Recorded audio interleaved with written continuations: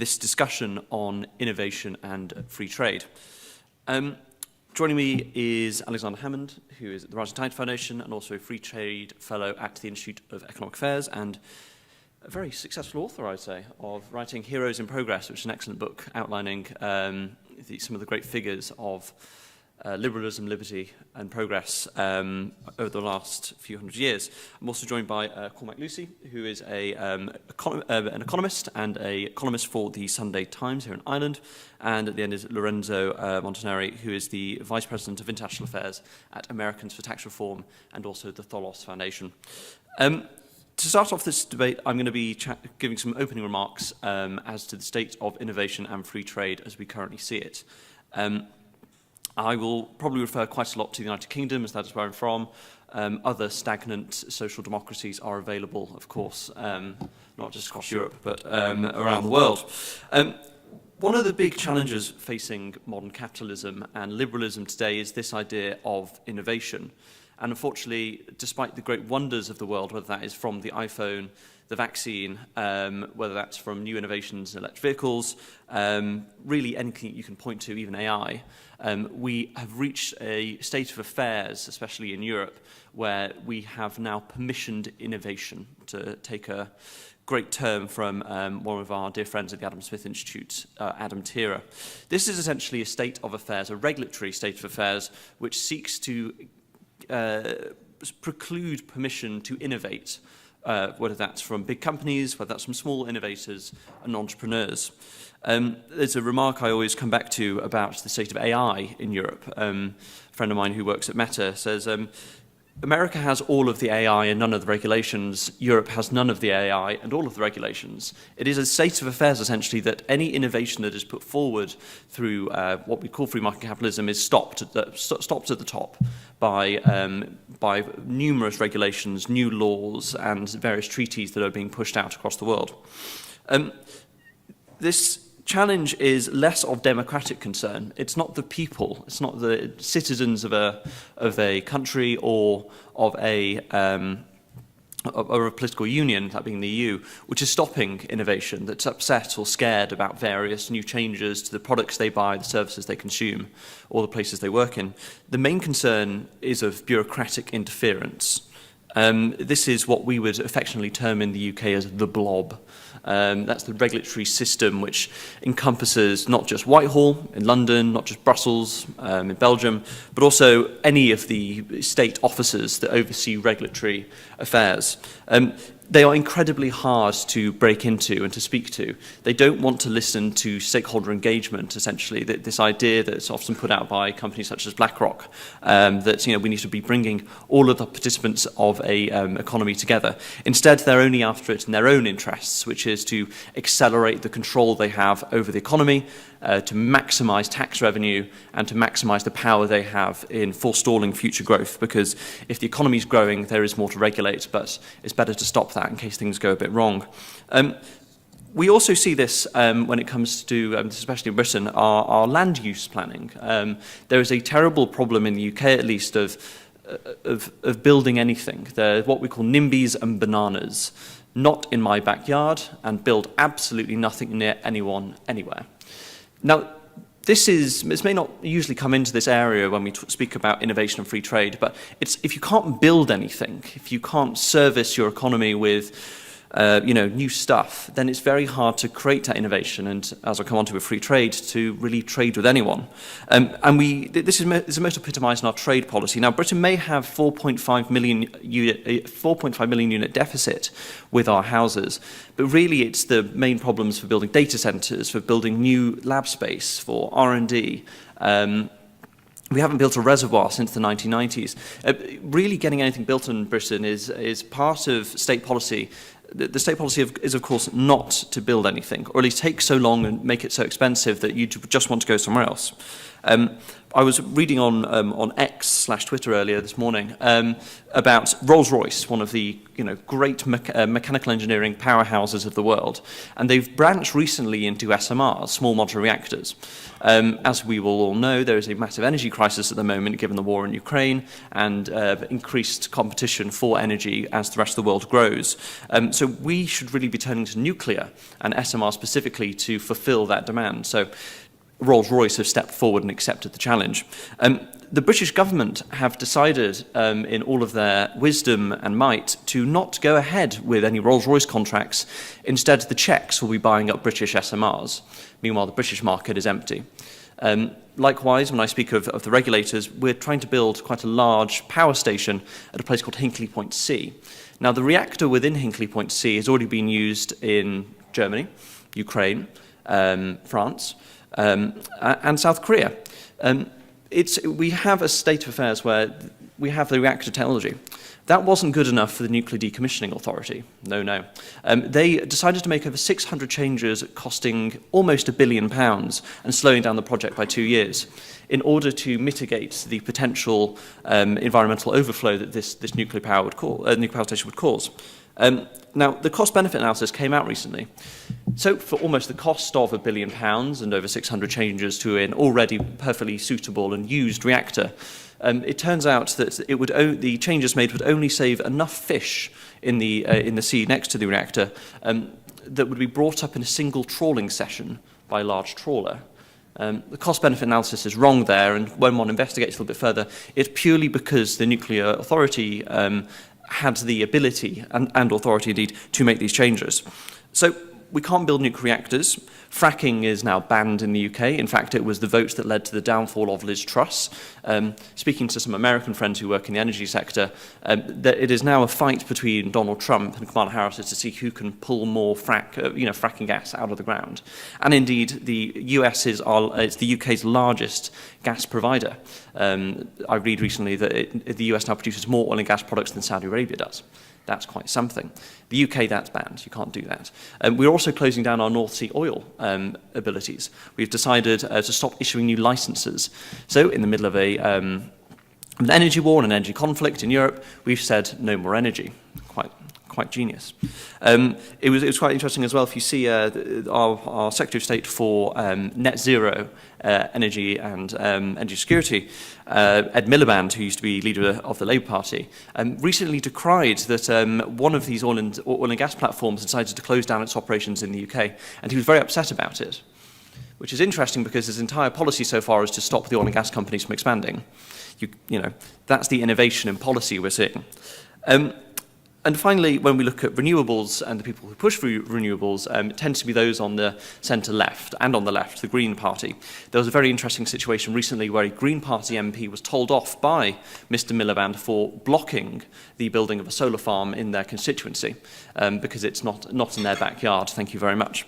So what we can now see is that it is the state policy of precluding and stopping innovation, stopping the building of factories, of energy infrastructure, really of anything whatsoever. And that has, unsurprisingly, caused serious productivity problems to the United Kingdom. In fact, it was only 2 quarters ago that the UK finally overtook itself in 2007 for GDP per capita growth. So we've had, since 2007, no productivity growth really whatsoever. It's a very concerning situation. So if that's the challenge of innovation, it's of bureaucratic overreach and of essentially inertia within the civil service, what's the solution? The solution is essentially embracing the Schumpeterian growth model. For those who aren't familiar, Schumpeter was an early 1900s economist who basically said the beauty of capitalism is the power of creative destruction. Capitalism is very unabashed about waking up and breaking things, and then innovating for them further. We must embrace that essentially through whether that's reports think tanks do, whether that's the columns written in newspapers, but it's also to say to our policymakers, if we choose to reject the Schumpeterian growth model, to reject the power of creative destruction, and to actually let individuals interact and invest as they need, then we can grow again. You can have the tax money you want for your projects. So that's really the solution for the innovation, and we'll come on to discuss a little bit more. I'm going to come on to free trade as well, which goes hand in hand, because there are new innovations in free trade, either for the better or for the worse. As you will recall, Brexit voted for in 2016. It took about 3 years for it to be properly executed before we hit a pandemic, and a lot of those benefits were lost.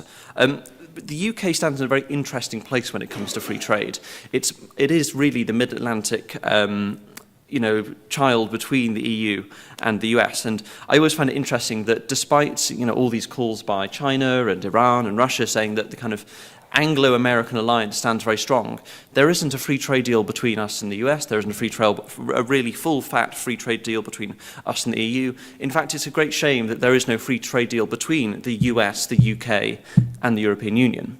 That, to me, is very strange. It seems as an almost deliberate disempowering of our economies. And a lot of that's to do with how the EU regulates. The EU is a Zollverein. It is a bloc which is there in order to promote the interests of incumbents within Europe. I find it to be absolutely fascinating, for example, that the UK maintained a lot of the agricultural tariffs that we put in place under the Common Agricultural Policy. So, for example, the UK imports 60% of its tomatoes from Morocco. And yet we have tariffs on those same tomatoes to protect the interests of Spanish farmers. We've chosen not to deregulate, and there are multiple instances of this, hundreds of tariffs and regulations that we still have not removed since our days in the European Union. So instead we've looked much further abroad to Kanzuk.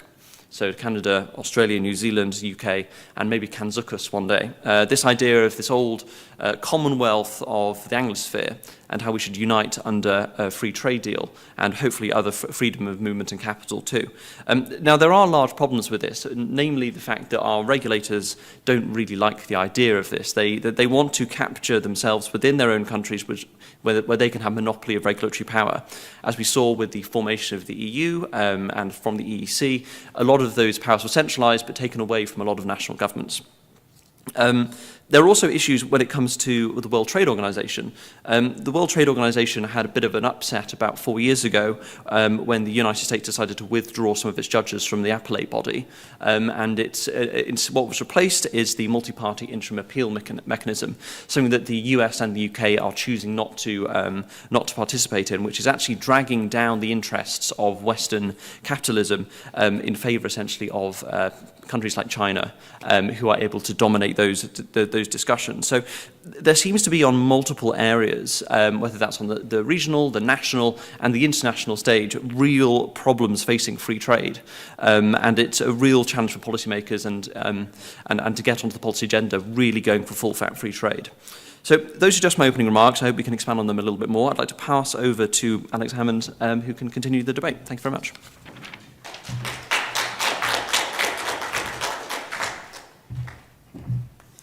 Well, thank you very much, Max, and thank you all for being here and indeed for inviting me to come talk. So I wrote a book earlier this year. It was published, and the book is called Heroes of Progress. And it is a collection of biographies of 65 people who saved or improved millions of lives. Most of these people you've never really heard of. Now that book, I wrote it for a few reasons that we can go over in the Q&A or perhaps at lunch.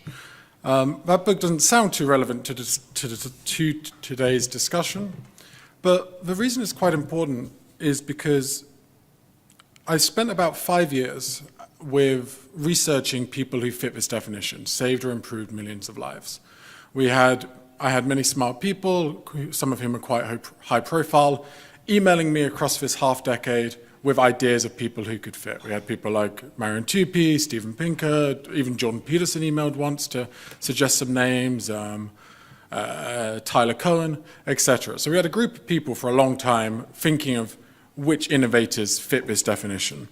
And I ended up with 65 of them. And I didn't start thinking I'd get to, once I hit 65, I'll just call it quits. It kind of hit a natural endpoint where after so long had passed, so many great minds had been looking at it, we couldn't really find any more. And I'm sure there are a few more, but we hit a pretty good point.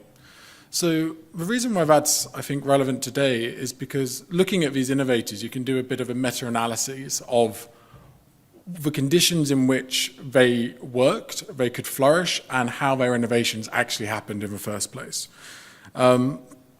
So we got this collection of people, and I laid the book out chronologically so we can almost track how innovation has progressed over time, where it happened, with whom, the types of people innovating, and why. And there are a few things we find, and the first is the book's laid out chronologically. So I've got the earliest hero I've got is from the 15th century. We got one from the 15th, we got one from the 16th, I think two from the 17th. Then we hit about the 18th century, we're up to about 9 or so. We hit the 19th century, we're up to 20 or so. Then we hit the 20th century, and then we've got about 20 to 25. So these world-changing innovations have drastically increased. And in the book, I should say, some of the biographies, it doesn't matter on what field you're in. It could be scientists that ended pandemics, perhaps like Edward Jenner. It could be agronomists like Norman Borlaug, who, thanks to his hybrid wheat, saved about 1 billion lives, quite important. Or it could be public intellectuals or academics. Like, for example, we have Richard Cobden in there, who introduced free trade into the British Empire, which then spread globally and is indeed what we're somewhat talking about today. So we see the number of world-changing innovations that the modern world's shoulders really rests on drastically increase over time. And we also see, when we look at the early innovators in the book, who's made innovations that changed the world, to start with, they were all virtually European white males, if we go back to the 16th, 17th, 18th century. As time went on, the diversity, and they were also mostly rich. As time went on, the profile of these heroes significantly changed. There started to be several females, and there started to be people from poorer backgrounds of various different ethnicities as well. And the core reason for this, and which probably won't shock you, is as freedom increased across the world, first in the Netherlands, then the UK, then the United States, and then in some places elsewhere, the number of heroes just expanded upwards. And, of course, this makes sense. To innovate, you need a few social freedoms.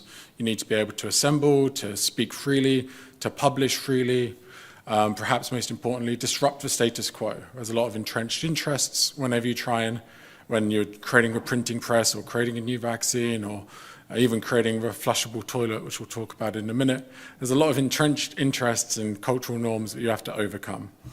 And then on the pro-market side, you also need to be able to test the idea, see if it works with a price mechanism, and then save, and perhaps most importantly of all, know you own the fruits of your labor. Because if you don't know if your property is just going to be taken from you, why do anything?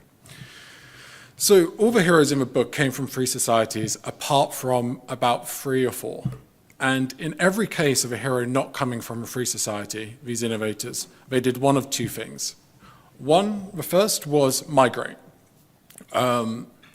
to countries to find education, to find freedoms, to find resources that they didn't have in their home country. And a good example of this could be Erasmus, who was an early champion of peace and toleration and influenced kind of that political philosophy across Europe for quite a while. He moved back in his day from his native Netherlands to the UK, to Belgium, to France, to Italy, to Switzerland, I think then back to Belgium. And this was all in the 16th century, where moving was extremely expensive, took huge amounts of time, and yet he continually did it. And as the world has become freer, and the amount of heroes who have immigrated has declined, but that was definitely the case back then. And then the second thing innovators have done, if they're not from free societies and they haven't migrated, is they've got special permissions from government. One example of this could be Sir John Harrington, and he is the inventor of the modern flushable toilet, which has of course saved hundreds of millions of lives through sanitation and modern plumbing. He was in the Queen's Court, would be continually kicked out for translating risque poems, basically causing trouble and disrupting the status quo. And yet he was continually allowed back in because he was the Queen's godson. So that gave him huge amounts of privileges. And a more recent example of this special government permission, to know it's not just from the 16th century, is that of Yao Longping. We've probably never heard his name, despite how important he was for humanity. And he was a Chinese agronomist. In China during the Cultural Revolution, he upset some of the local authorities because when he was looking at his plant science, he was more on the Western opinion of how plants develop and evolve and how we can breed them, compared to the Soviet Chinese idea of how to grow plants. And there were such things. So because he was leaning towards more Western, he was denounced as a revolutionary. The local government reserved a cell for him in the nearby prison. And it just so happened that a local official, higher ranking official in another province, had read one of his papers, kind of liked what he was doing, and let him be. Which is great news for Longping. It meant he could develop his rice. His rice has saved about 100 million people. About 100 million, 200 million people still rely on it every year. So pretty important, and it's great for him, but then at the same time, you can imagine the huge number of innovators that never got that special government permission, had innovations that could have changed the world or gone on to create those, and never did so. So that's the first kind of condition for innovation I found when we're looking at this group of world-changing innovators, is freedom, unsurprisingly. And the second, and this took me long and hard to figure out, but the second one is they all have a human brain. And that sounds utterly ridiculous and obvious, but nations, governments, groups, societies, algorithms, at least not yet, perhaps you could argue now of AI, but they don't make new ideas. It's people, it's the human brain, the ultimate resource, as Julian Simon, an economist at the University of Maryland, dubbed it. He believed humans were the only thing on this planet, perhaps in the universe, that can innovate its way out of problems. He was completely anti-Malthusian, placed a bet with Paul Ehrlich, who's this awful doomsayer, who believes society is just doomed because the population is growing. Julian Simon placed a bet against Paul Ehrlich about the price of commodities, and he said they're going to decline as the population increases because human innovation will increase, and more brains means more people trying to figure out the problems of our world, rather than resources being finite. They're actually more like infinite. It's a mentor of mine, Marion Tupy, describes it as, even though all the keys on a piano, there's only a set number of keys, the melodies you can play with those keys are infinite, and same with resources, in Simon's opinion. So that's the second. They were free, and then they had human brains, quite important. And then the third one, I think, fits into most of the heroes, is the sheer amount of grit and determination they had. Continually overcoming the naysayers and perhaps societal norms as well. One example could be Grace Eldering and Pearl Kendrick, and they were in their lab in Grand Rapids in Michigan back in the 1930s. And perhaps because of funding, perhaps because of sexism, they weren't allowed to work on a vaccine they wanted to work on during their day hours. So instead, they devoted their evenings, their weekends, their holidays, for years and years and years to work on the whooping cough vaccine. Many years later, they were successful, and to this day, it saved about 15 million lives and continues to save more and more every year. But they didn't give up despite the obstacles placed before them. Same is true with Wilhelm Röntgen. When he told the world about 125 years ago that he could take photos of the insides of people's bodies, people thought he was absolutely crazy.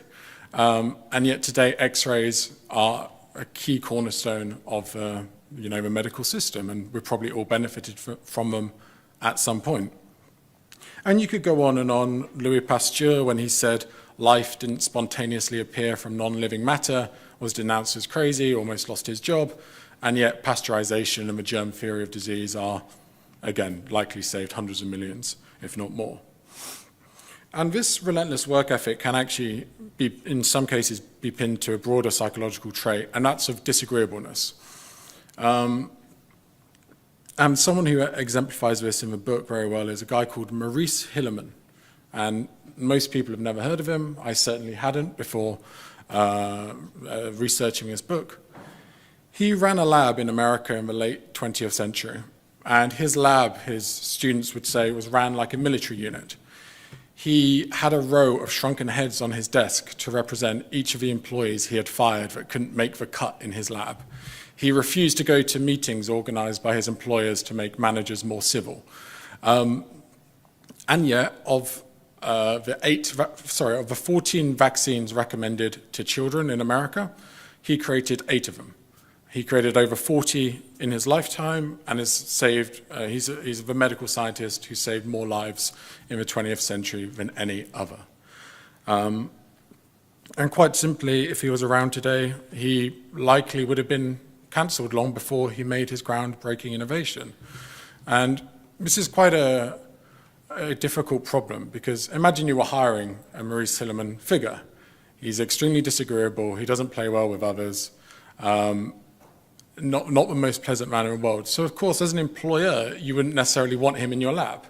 But then at the same time, we need to have space for these eccentric people who can then go on to create amazing innovations. So that's Maurice Hilleman. And one more interesting thing to bring it into the whole regulatory space is in 1963, his daughter became ill with the mumps, quite a bad illness. So what he did is he instantly drove to his lab, got the necessary tools, drove back to his house, took off a scab of her mump pus bubble thing, and went back to the lab and made the vaccine for it. Like that, very, very, very quickly. Needless to say, and one of his students later said this, because of today's regulation, that would have never been possible. And his daughter called, what's her court name, Gerald Lynn. That Gerald Lynn strain is actually still the basis for every mumps vaccine in the world. So if you've got a mumps vaccine, there's some of that kind of, I guess, DNA still in there from Gerald Lynn, and because Maurice Hilleman just drove in his car after hours back and forth to his lab, just doing his own thing, and, you know, saved millions of people doing it. And I think if we look at Hilleman, this cancellation of his, if he was around today, if he would be cancelled, is quite an unexplored area of a free speech debate. People who are supportive of free speech, there's, you know, all the classic million reasons as to why you should be supportive of free speech. But there is this one where if you cancel people, it could be the case they go on to create a world-changing innovation that saves millions, if not billions of lives, significantly enriches our lives, and yet we put them to the wayside. And perhaps, you know, an Elon Musk-like personality could be an example of this. So yeah, that's kind of the 3 things I found. I'll leave it on a positive note, though, in the sense that I think this is good news, because even though the innovation landscape today, the regulatory landscape today is tough, and certainly some of the innovations that have happened in the past would not be possible today, the good news is the world, at least as a whole, is becoming steadily freer. And as the world becomes steadily freer, you're unlocking the potential of billions of people across the world, especially in Africa and parts of Asia and South America as well, to some degree. So I'm quite optimistic about the future, because even though it doesn't feel like it here in Europe, Africa as a whole, for example, is becoming freer. There's about 1.2 billion people there who can now enter the global marketplace, can steadily, depending on their country, start to compete. And as Julian Simon said, the more human minds we have with freedom to test and disrupt the status quo, the better the world will be. So with that, thank you very much.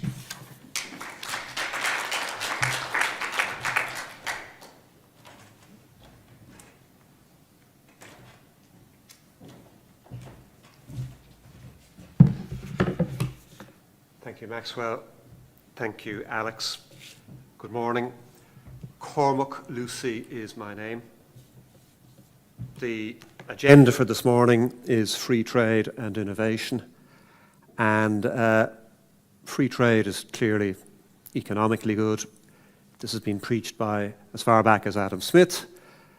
And the EU, its economic foundation stone is essentially free trade within the European Union.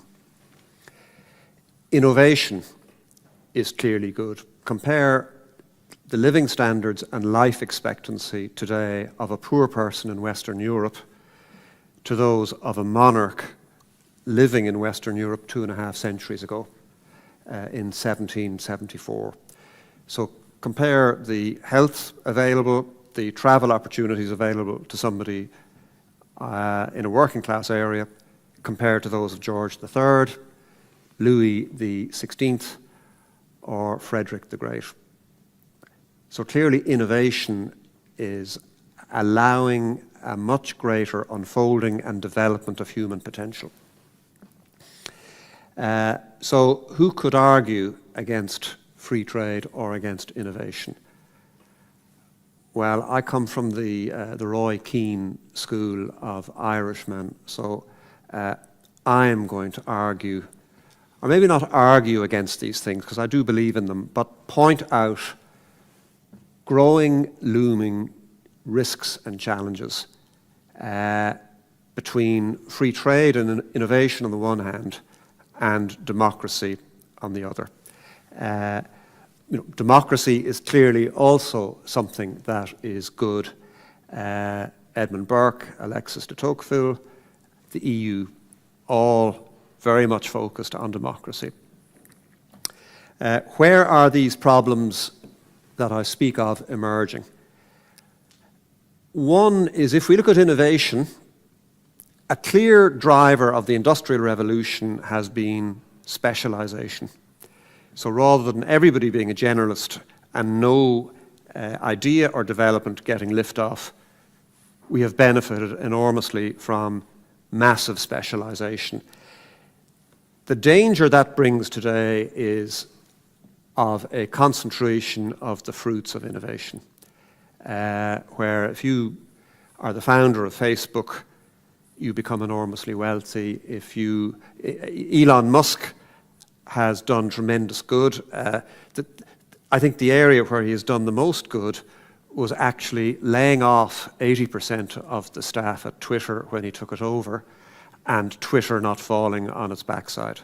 I think there are too many large organizations today, particularly in the public sector, where there is just an extraordinary degree of non-performance by staff, non-management by managers, and non-accountability on the part of boards of directors supposedly in charge of these organizations. And if I were to look at Ireland, I'm Irish, we're in Ireland, a massive problem we have in Ireland is grotesque underperformance by the Irish public sector. But if you do not suffer a penalty for grotesque personal underperformance, if you are at no risk of a significant reward for exceptional outperformance, why should we be surprised when mediocre performance is the inexorable result? So I think a concentration of the fruits of innovation, I think that is a potential risk to democratic support for free trade and innovation going forward. I think another big change that has happened over the last 250 years with those advances in our material well-being is the fact that people, unlike 100 years ago even, do not feel under existential threat from the elements. They're not going to die of hunger. And our material needs have been broadly satisfied. So the urge, the impetus to drive hard for further productivity gains has been reduced and weakened. And now society is spending much more of its time arguing about viewpoints. And we have right viewpoints and wrong viewpoints. There's a greater degree today on psychic comfort than on physical advances. And I think this is a problem for the centre-right. We are taking it as axiomatic, as automatic, that people should want greater productivity gains. I think most people out there are indifferent to productivity gains. They see productivity as a preoccupation of the ruling class, not as something that has an impact on their lives, and therefore not something that they should go to the barricades to fight for. I think another big problem that we face in this looming collision between democracy and innovation, free trade, is greater complexity that comes with greater specialization. erosion of democratic control. How can a democratic state control a complex sector such as banking? 100 years ago, what banking did was relatively straightforward and comprehensible. Today, the full extent of what banking does is labyrinthine, and I've worked in banking. And that then means that if we're members of a government, supposing we are all members of the government of, let's take of the United Kingdom, and we're in control of our own regulation, we're not answerable to the EU, and we want to control Britain's banks, the only way we can do this is by developing a cadre of regulatory specialists and handing over to them the task of regulating banks. And the danger then is, of course, that this regulatory cadre develops its own interests and follows its own goals and its own agenda rather than the agenda that we, the elected members of government, have set for it. An additional challenge we're facing is that democracy really only functions at national level. But increasingly, decisions are being taken at multinational level, either at EU level or at a G7 level, and people who challenge these decisions are poo-pooed and told, well, you don't understand the complexity of what we're dealing with. If you knew what the president in America said. And if they become ultra troublesome, they may be suborned into the system. Well, we'll appoint you onto a committee to look at this. And by the way, the president would like to meet you and his wife the next time you're passing through Washington. So this elevation of decision-making to multinational, international level makes democratic control, which really only happens at national level. Yesterday or the day before, it was announced that the next Irish EU commissioner has been given the justice portfolio. And people are going around, oh, the justice portfolio, how important. Nobody can name the outgoing justice commissioner. We've got this fiction of democratic... the Führerin, the EU president, Ursula von der Leyen, unilaterally told nominating countries, without any backing in treaties, that they must nominate a male nominee and a female nominee so that she could achieve gender equality. She was aping her Führer friend over in Berlin, Herr Scholz, who's unilaterally decided we're going to shut our borders because his party, the Social Democrats, have suffered very severe electoral setbacks at the recent local elections in Thuringia. The ruling coalition in Bonn, Social Democrats, Greens, Free Democrats, got an aggregate 12% of the vote. So Germany, I think, has, ich habe 7 Jahre lang in Deutschland gewohnt. I lived 7 years in Germany. Sehr gut. Germany, I think, has got fed up playing the role of the perpetual penitent, apologizing for World War II, and we're now seeing a rebirth of the articulation of German national interest. You can't say this, but it's true. Thanks to the AfD. It would not have happened without the AfD pushing the line it has pushed and other parties now trying to prevent its rise by adopting some of its stance. Now, I would not be supporting the AfD. I think there are dangerous neo-Nazi aspects within that party. But leaving that aside, the question of how do we control decision-making if our politics is operating at a national level, but decision-making is increasingly happening at an international level, that is a huge challenge for how we are going to manage free trade and innovation. And then one thing that we haven't mentioned today, but it is, it's like the oxygen in the air. It is hugely important to our lives. It is present all the time, but it is invisible.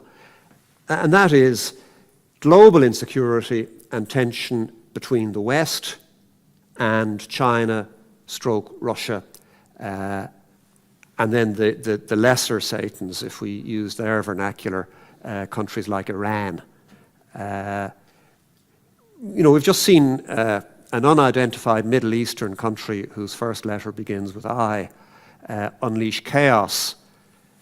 Actually, I'll let you hold my mobile phone while I give this part of my speech. They've unleashed chaos by detonating mobile phones in Lebanon. So the technology of destruction is also rising as fast as the technology of good stuff. And the danger is that countries like Iran get hold of this, or God forbid, at least Iran is a nation state and is amenable to external pressure to some degree. But if you get a bunch of radical activists, anarchists, and they get access to this technology, we're going to be in trouble. So I'm worried not about free trade. I think it has proven itself. I think its benefits are absolutely clear, and I think policymakers are clear about its benefits, even if policymakers are sometimes too stupid to avail of those benefits and if they shoot themselves in the foot. Similarly with innovation, I think the benefits of innovation are absolutely clear. The biggest risk is that public servant, inverted comma, regulators get in the way of innovation or get in the way of the transmission of innovation. Where I think we have an additional challenge in democratic control is voters and citizens not being able to act like adults and advance their own interests. So the dramatically increased consumption of ultra-processed foods is an example. Hang on, I've just got somebody sent me a tweet here, I need to read it. The proliferation of concentration-destroying social media. How do we balance up our right as individuals to destroy our own lives and go on social media to order 3 Big Mac meals just so that they're outside here when I finish, with society promoting what is good for its citizens, namely eating much, much, much less junk food. Look at the life expectancy in the United States. It's one of the richest countries in the world, and yet it's got one of the lowest life expectancies in the developed world, primarily because its people eat so much shit. And look at all of our limitations in avoiding social media. How long can somebody go an hour without grabbing their iPhone or whatever and rooting around in it? And to what extent has that then had an impact on our ability to read books, to develop complex thoughts, to act as citizens in a democracy where we are thoughtful citizens taking part in a contest of ideas and policies as to how our community should be ruled? Look at the United States. Their election is a game show. It is, and the irony, I don't know how familiar you are in Ireland, but the Irish mass media is very much soft left, very much, if Donald Trump isn't the devil, he's at least a close relative. And we may not know much about Kamala Harris, but she's not the devil. But which of the two campaigns has the most policy content? By a country mile, it's Donald Trump's campaign. Whereas Kamala's doing the I'm a nice person game show, vote for me game. So I'm worried that I know I'm veering way off topic here, so apologies to Lorenzo, who's got to come after me and clean up the mess that I'm leaving up here on the podium. But we have a society whose material needs have been largely met, which is becoming ever more narcissistic. You're hurting my self-esteem by nodding like that. And people are going around with wounded self-esteem, and I feel hurt, therefore you've got an obligation to fix me. This game show mentality. And then we've got the challenge that has always been here in any society of taking on entrenched interests.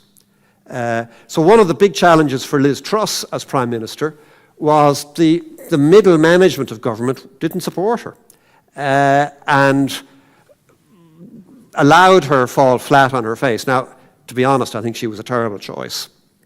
But I'll just finish up on one example of the insiders manipulating elected rulers that you are unlikely to be familiar with.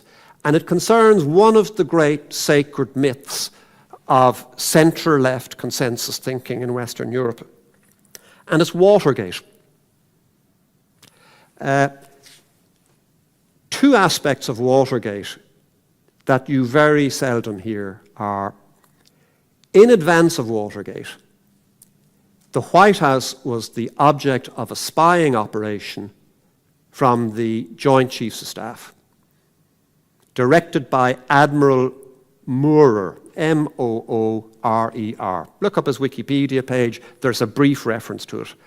And they had inserted a chap called Yeoman Radford into the staff at the National Security Council, who do the strategic thinking for the White House.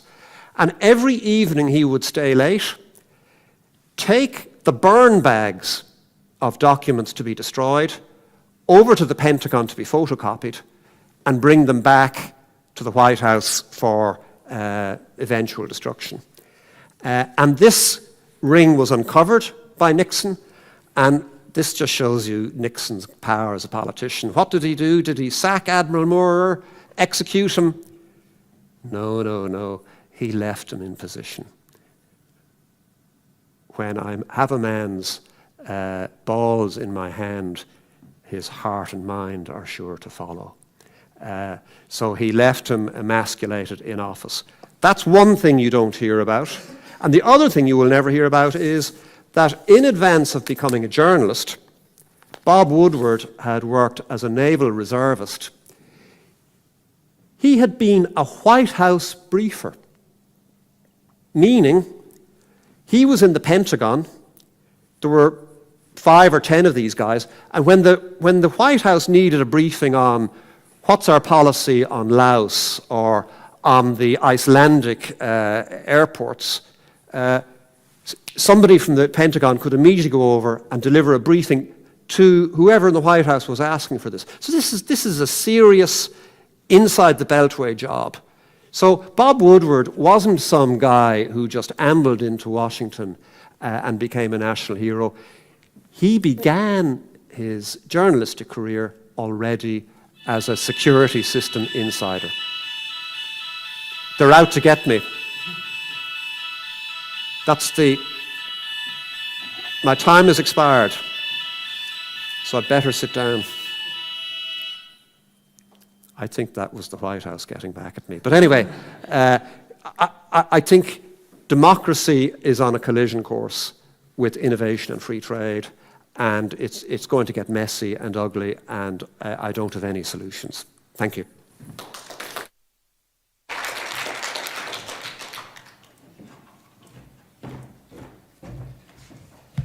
Thank you. I think I will increase the mess.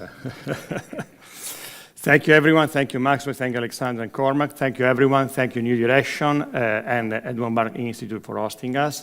This is actually my first time attending a New Direction Academy.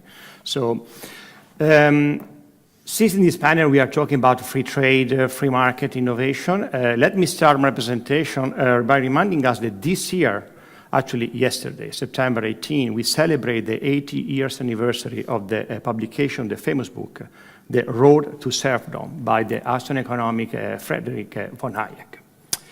Why Hayek wrote this book? Besides being a response to the Economist, a British politician, William Beveridge. He wrote this book because in the 1940s, state interventionism was on the rise in Europe as well as in the US. As today, the prevailing belief was in aggressive government intervention in economy, high taxation, and a strong and strict regulation. So Hayek reminds us in this book that it became like a Bible for a free market idea, that the loss of economic freedom precedes the loss of intellectual and political freedom. And this is the reason we need to keep pursuing open economy, market competition, to foster economic growth and innovation. So innovation is the main contributor to strong economic growth and technological advancement. Learning to understand the preconditions that lead to innovation demonstrate how different nations and regions around the world excel in innovating breakthrough technology and solutions in different countries, in different industries. To better understand these conditions, it is important to explore the links between free market, competition, free trade, and protection of intellectual property rights as the primary drivers of innovation. I will also address the implication of trade policy and regulatory framework between the United States and the European Union and how different approaches could affect the relationship between these two economic giants.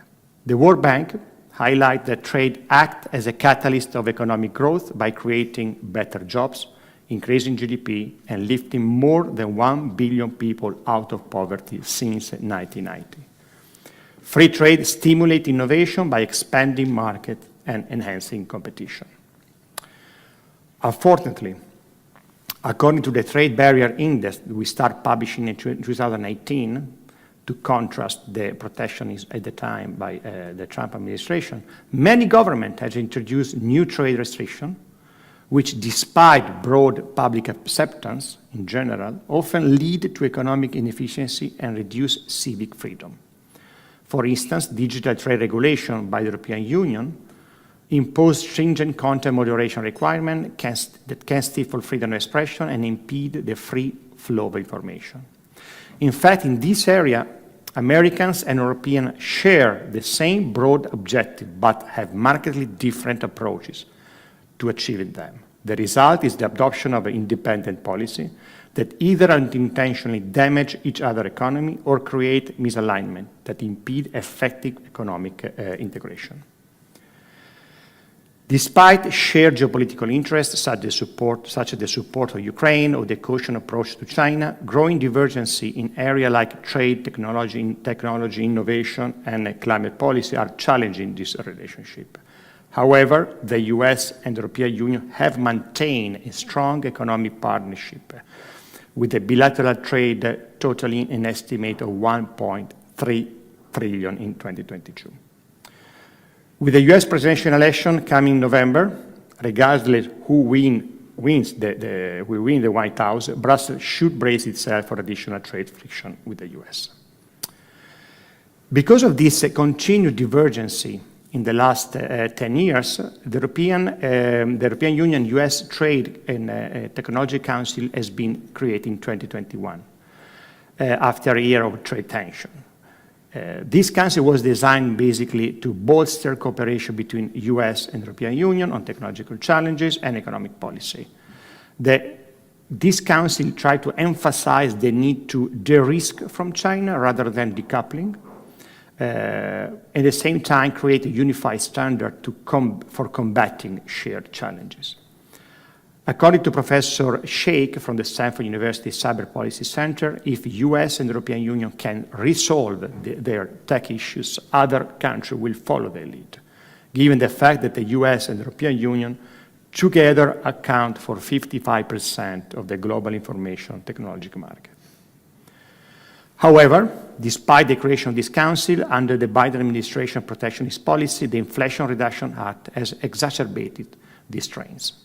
While the IRA is aimed at fostering a green industry in the US, it excludes European companies from subsidies, particularly in sectors like electric vehicle production, which rely heavily on specific mineral resources and North American assembly.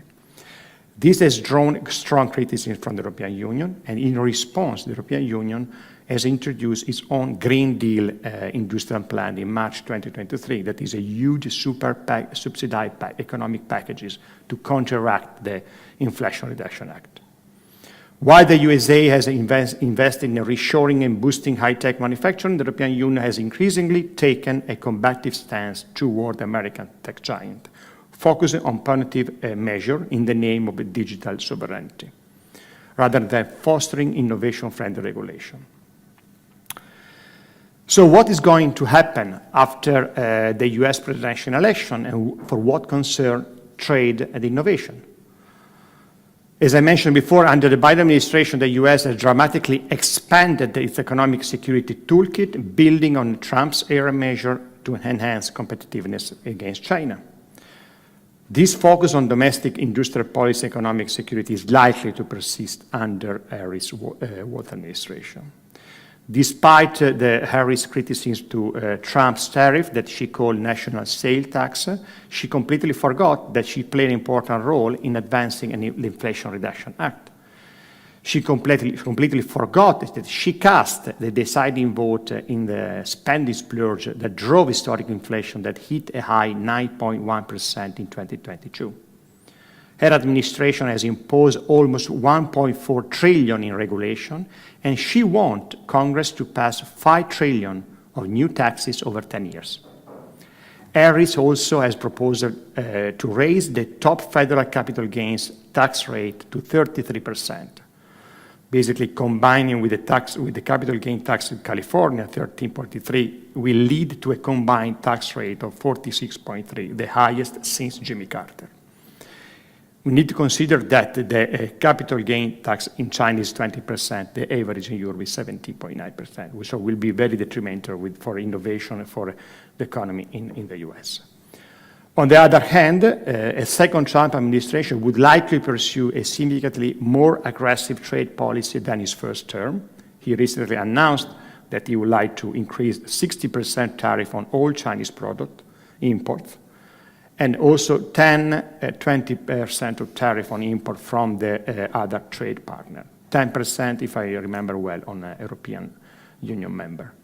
This approach could escalate trade tension and negatively impact global economy relations, including with the European Union. However, if the Republicans will gain the control of the House, the Senate, and the White House in 2025, they may utilize the Congressional Review Act to overturn the Biden administration regulation, in particular, most of the provision of IRA. Republicans, they were able, using the Congressional Review Act, to remove basically 16 Obama regulations when they took power with Trump. So this is an important point that we really hope is going to happen in the future, in a few months. Despite even the recent approach on tariff from the Republican, I want to remind everyone that the Republican Party, since Ronald Reagan, has been philosophically inspired by free trade. Reagan tell us, and I'm quoting him, one of the key factors behind our nation's great prosperity is the open trade policy that allows the American people to freely exchange goods and services with free people around the world. Unfortunately, Trump, on this segment on trade, broke the Republican dogma on trade. However, on fiscal side, Trump is great. Trump is a great supporter of the supply-side economics. In fact, he proposed reducing the corporate tax rate to 15% as a pro-growth measure intended to increase wages, lower household costs, and boosting American manufacturing. The Tax Cuts and Jobs Act has been signed on December 22 2017 represent the most important tax reform that has been implemented since 1986 Reagan era. And this, because this landmark legislation introduced a huge change in terms of corporate tax. They reduced the corporate tax from 35% to 21%, and now he wants to move to 15%. Because of this tax reform, the World Economic Forum, that is not very friendly to the Republicans in general, they have to admit that America in 2018 and 2018 became the most competitive country in the world because of this tax reform. So what we need to do in terms of European Union and the US in order to reshape their innovation and trade policy. The European Union has struggled with the technological advancement compared to the United States, particularly in the realm of digital innovation. Mario Draghi, the former president of the European Central Bank and the former Prime Minister of Italy, has recently released a report about the future of European competitiveness. And he highlights that the euro productivity gap with the United States largely stems from this failure to capitalize on the digital revolution. Since the mid-90s, Europe has lagged in developing and integrating new digital technology. For instance, think about quantum computing. A forthcoming major innovation is led by Americans and Chinese firms. There is no US-based company in the top ranking. Think about what's happened with Nokia in the 90s. It was leading the mobile market, it's completely disappeared. David Evans, founder and publisher of the Competition Policy International magazine, has criticized Europe's ongoing digital stagnation and is referring to this phenomenon, European digital winter. He notes that Europe has not fostered a significant digital business comparable to those in the United States, with notable gaps in digital market value despite being a major global economic player. Major European economies like Germany, France, Spain, and Italy have failed to produce high market cap digital business. On the other side, the US trade policy has room for improvement, particularly when we compare to the European Union more extensive network. The US ranked 65 out of 80 countries analyzed on the Trade Barrier Index, holds only 14 trade agreements with 20 countries, while the European Union signed 41 agreements with 72 countries, reflecting more proactive and expansive trade policy. United Kingdom just joined, actually in December 15, will be effective. They joined the Trans-Pacific Agreement. This is a great step forward on expanding market for UK. Just to remember, within the European Union, countries like Netherlands ranked number 9, Germany 11, France 27, and Italy 49. United States 65. So there is a lot to make to improve in terms of trade policy. So to conclude, to safeguard the transatlantic relationship in the face of electoral cycle and leadership change, both the US and the European Union must prioritize trade and innovation more than just cooperation on geopolitical crises. Even if the US and European Union Trade and Technology Council was created in 2021 to play an important role in functioning as a platform to resolve issues related to trade, technology, and innovation, they failed their mission, especially in containing China and especially in building a new agreement.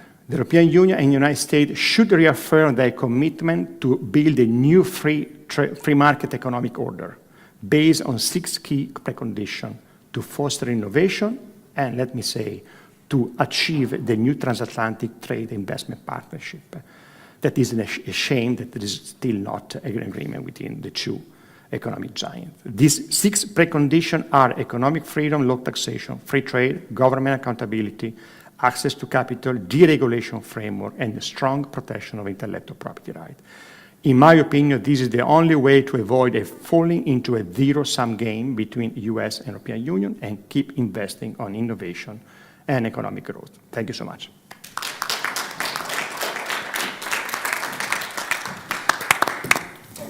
Fantastic. Thank you very much, Lorenzo. We'll open up the floor to questions, I believe. I think Robert has the microphone. Any takers before I pick on someone?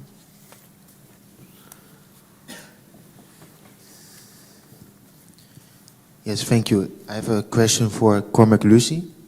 You told about that there is economic tension between the West and China, and a little less Russia and Iran, for example. I was wondering in which kind of industries or products do we need to invest, to innovate as the West, to stay ahead or to combat those countries? So what are the priorities the coming years or decades? Thank you. I think the first priority is not to look at particular industries. I'll come to that in a minute. It is to de-escalate tension. So if, as a condition for restoring diplomatic relations with the People's Republic of China in the early 1970s, the United States recognized that China, including Taiwan, was one entity, I don't see the point of pushing the world to the edge of nuclear war in a fight over Taiwan. I think the West should organize a gradual, and by that I mean over 50, 100 years, transfer of sovereignty of Taiwan to China, and make provision for people in Taiwan to move to the United States or Europe if they don't want to stay in Taiwan under those conditions, and gradually migrate the Taiwanese semiconductor sector and similar strategic sectors to the West within that time frame. Similarly, the war in Ukraine, I just don't understand how that was allowed to happen. Putin is a murdering criminal, but Russia does have strategic interests. The eastern third of Ukraine, the people there are Russian-speaking. So if you look at Northern Ireland, which I'm very familiar with, you had the IRA and the British government in a low-level war that reached a stalemate, where neither was going to be able to knock out the other permanently. And in that scenario, a negotiated peace made sense. And what we have in the east of Ukraine right now is approaching a stalemate. And I think it would make more sense to reach an agreement that would largely centre on letting the Russians keep what they've got, or keep those territories where the people, the ethnicity of the residents is Russian, and they opt for Russian sovereignty. So I would say, number one, rather than build defence against Russia and China, try to de-escalate tensions.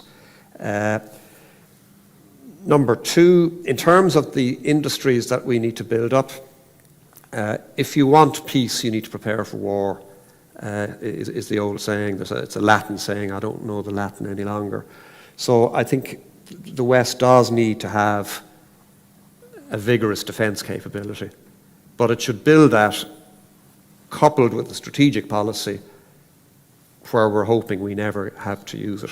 What I worry today is that we've got, certainly in Western Europe, a weak defence capability coupled with a strident strategic position. And I think that's a recipe for trouble. If we look at the blowing up of the gas pipeline, the Nord Stream pipeline, that illustrates how severely off track public discussion of these issues is in Europe. The notion that the Russians would destroy a pipeline where they've got a control on-off, why would they bother? They can just turn that off whenever they feel like it.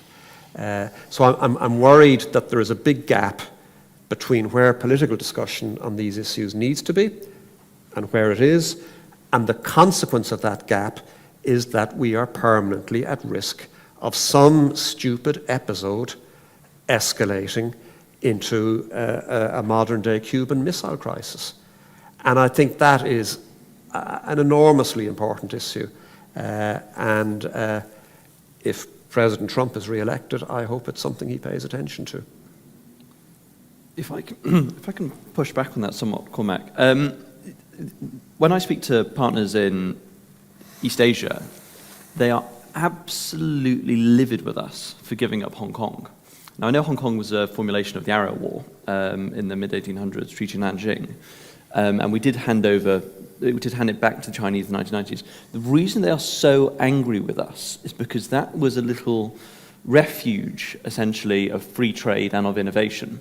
And it's very interesting when you look at, the Hong Kong tax code and how it's changed since the 80s, which was an amazing bit of innovation by Sir John Copperthwaite, who was a British civil servant who went over and just thought, hey, all these free market economists seem to have been saying stuff, let's do it to Hong Kong as a little policy experiment.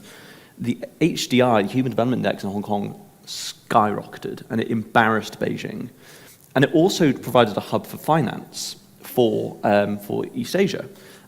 Since the handing over of Hong Kong and the recent anti-democratic reforms made by Beijing in Hong Kong, it has essentially acted as a lodestar for further Beijing influence within East Asia. So when I speak to East Asian partners, they go, why did you give it up? It was such a betrayal of democracy and freedom and of innovation and free trade to that extent in East Asia. And my concern is with the de-escalation point you make about Taiwan. The Taiwanese people are rabidly anti-Beijing, and they see themselves, so you make the point of Ukraine, and we'll come on to Alexander to talk a little bit more about that. But the Taiwanese are adamant to maintain sovereignty. And their, specialization, and you mentioned it in your presentation, is the semiconductor industry. And there are plans, if Beijing invades, to blow up all of TSMC, and the economic damage that would cause to the globe probably it would take 50 to maybe 70 years to recover from. So I think in terms of de-escalation, especially when it comes to dictators, is to tell them we're not messing around, and to get Europe's defence and the West's defence back up and running in order to back up our strategic ambition. So I would disagree somewhat on that. I think the West has an important role to play in leadership for democracy, for free trade, for capitalism, and not giving in to dictators fundamentally. Alex, do you have any thoughts on this? Yeah, I think it's hard to, are we talking about de-escalation or appeasement? Well, appeasement of dictators here. I'm not quite sure I fully understand the strategic interests point. Just because someone says they've got strategic interests somewhere doesn't make their point valid. I could say I've got strategic interests in Siberia. Does that mean I can take Siberia? I don't think the language point is valid. Ireland speaks English, Canada speaks English, Australia speaks English, the US speaks English, most of Africa speaks English. That doesn't mean that England then has a right to then own them. So. But coming back to the free trade point, which I hope you could touch on. In regards to Ukraine? In regards to Ukraine, yes. Do you think there's been a failure of Europe for putting free trade on the table for Ukraine and making sure they are properly integrated within that kind of free trade zone? I don't know. I'm not sure. I think there's no point us being democracies if we no longer exist. And the threat of nuclear war is an existential threat to our species. And de-escalating that outranks any other issue. And you can use a one-word argument, appeasement. It doesn't make a point. The Chinese are, their geographic goals are limited. We don't know what Putin is up to. Let us hope that the bloody nose he has suffered in Ukraine and his age will restrict him from further adventures. But continuing a war there when the fronts aren't moving, but the death count is rising, I think it would make sense to send in a peace envoy now, shuttle diplomacy, and try and just shut that conflict down. Albeit we are supping with the devil. Mm-hmm. Putin is a devil. Mm-hmm. But the point is we can't wipe him off the map. So we're going to have to live with him in some form or another. Let's try and live with him in a form that is as cooperative as possible. I'm going to abuse the fact that I have the microphone to also come in on that with the point that I made during the panel yesterday, which is that this makes a fundamental assumption that, we'll call it the East, actually cares about the sanctity of human life. And when you look at it, we in the West treat every dead Ukrainian as a tragedy. They hold big public burials and big public funerals in Ukraine for every fallen warrior, whereas in the East, in Russia, they're thrown in a cardboard box basically and dumped in a mass grave. And that mentality goes all the way to the top, because frankly the way that the Kremlin thinks about these things is they don't really even think in terms of numbers. They just think in terms of, well, I've got an infinite resource of people that I can keep throwing at the war, and it doesn't matter if they keep going. If you look at the security measures Putin has in place for his 2 illegitimate children by his current mistress, it is clear that he does not treat all lives as expendable. And he's paying a political price domestically for the failure of his campaign in Ukraine. It's gone into they thought they'd knock Ukraine out within a matter of weeks. That hasn't happened, and that reflects poorly on his leadership and is imposing political costs on him domestically, which is another reason for him to shut this down quickly and declare victory. Can I just, Max, to you, you talked about the blob, and you described all of the problems that the United Kingdom is facing at a regulatory level, at a planning level. I think anybody who's Irish would have just tick, tick, tick, tick, tick. That we have so many of the same problems, and it may be the case that these are problems that are being replicated in the rest of the Western world, perhaps less in the United States, I don't know. But if it is a blob, and it is a culture which has grown and grown and grown of regulation, which captures, you said, Cormac, the problem is, if, say, in the case of banking, then they start to pursue their own agenda. Well, how do we stop it? How do you unpick it? In a democracy, what is the strategy for cutting the blob open and letting the power leak out? What's the strategy there? How do you torture them with their own medicine and set up a standalone government department of deregulation, which will essentially regulate them and apply their own medicine to them, but apply economic cost benefit to individual regulations. Like one thing that's extraordinary, my girlfriend works in the public sector. I worked in the public sector. Previously, at the start of my working career, I worked for PricewaterhouseCoopers. And everybody in PricewaterhouseCoopers has got an hourly charge-out rate. Partners, consultants.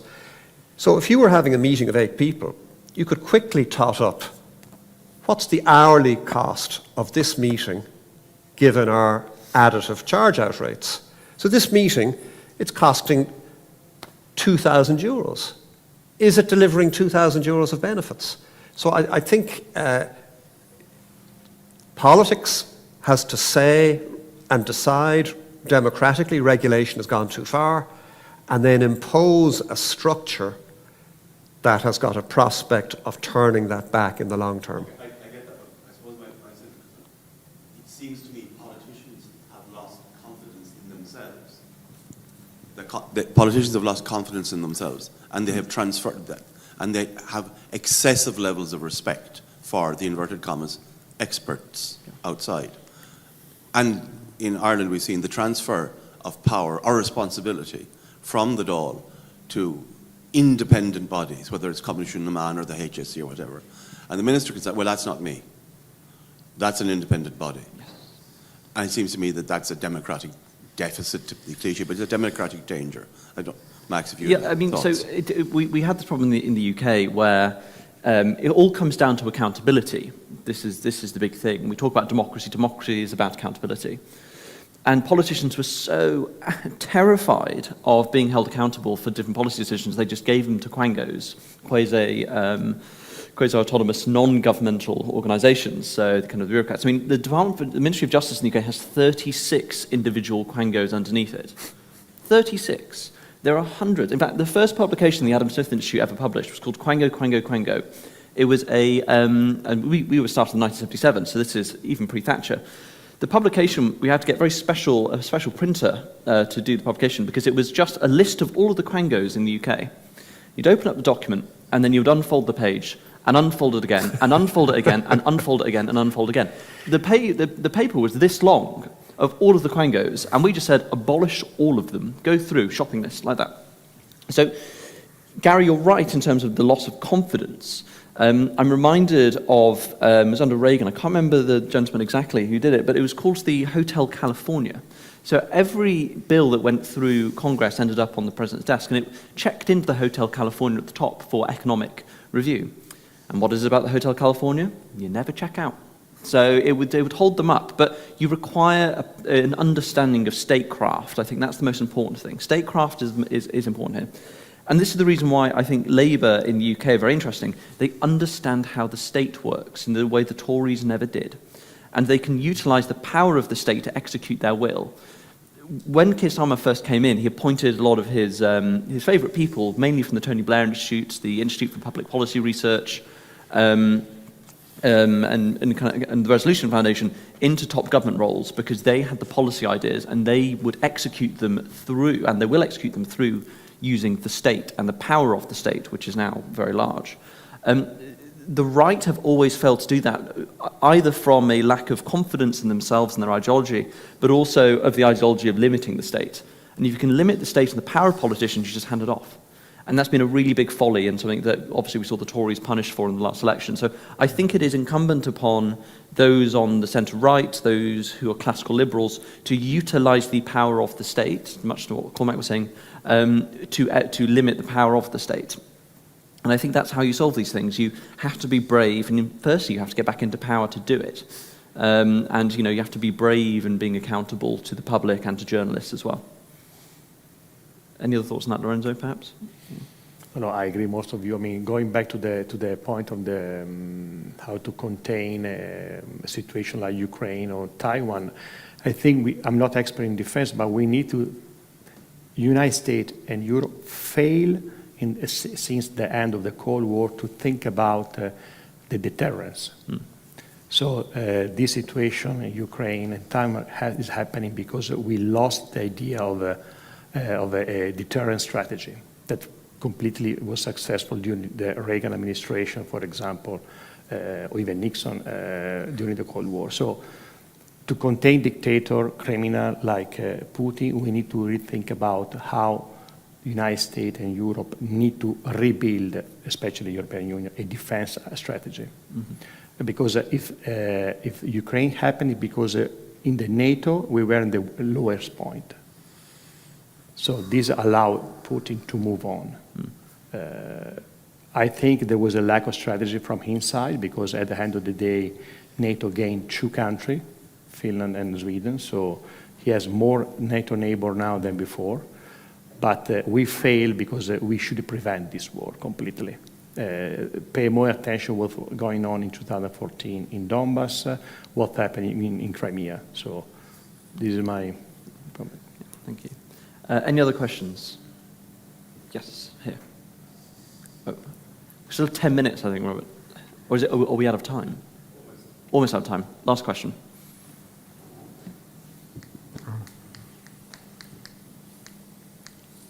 We could lose 2 of the minutes here.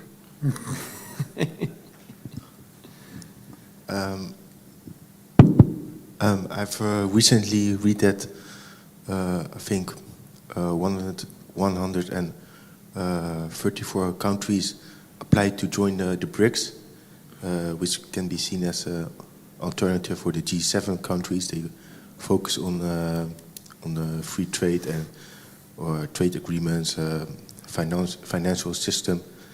And my question was for Cormac and Alexander, do you think that such an alternative system can coexist peacefully next to let's say the Western economic unions, etc., or do you think that it will threaten our economic and free trade position in the long term, or maybe even leads to violence in the future?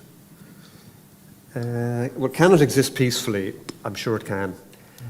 I think the challenge such an organisation is going to have is there's going to be a conflict between the extent of its membership and its coherence.